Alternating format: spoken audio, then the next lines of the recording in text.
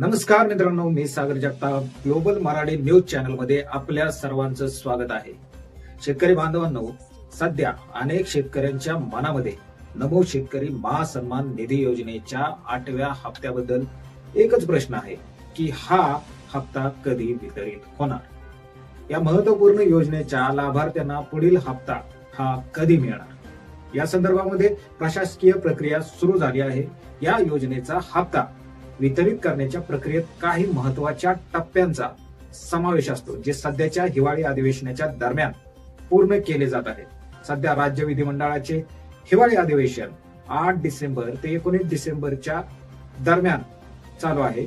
तर या अधिवेशनाच्या दरम्यान हा हप्ता वितरणासाठीची पुरवणी मागणी सादर करणे आवश्यक असते.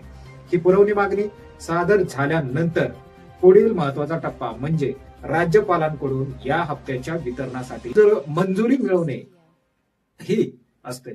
मंजुरी मिळवल्यानंतरच पात्र लाभार्थ्यांसाठी किती निधीची आवश्यकता आहे या संबंधीचा सविस्तर उल्लेख असलेला एक विशिष्ट GR म्हणजे शासकीय निर्णय राज्य सरकारकडून काढला जातो. आता हप्ता वितरणाची ही संभाव्य तारीख नेमकी काय असणार आहे, तर प्रशासकीय प्रक्रियेनुसार पुरवणी मागणी साधारणपणे 15 डिसेंबर ते 18 डिसेंबर या कालावधीमध्ये सादर होण्याची शक्यता आहे. त्यानंतरच तातडीने पुढील कार्यवाही केली जाईल.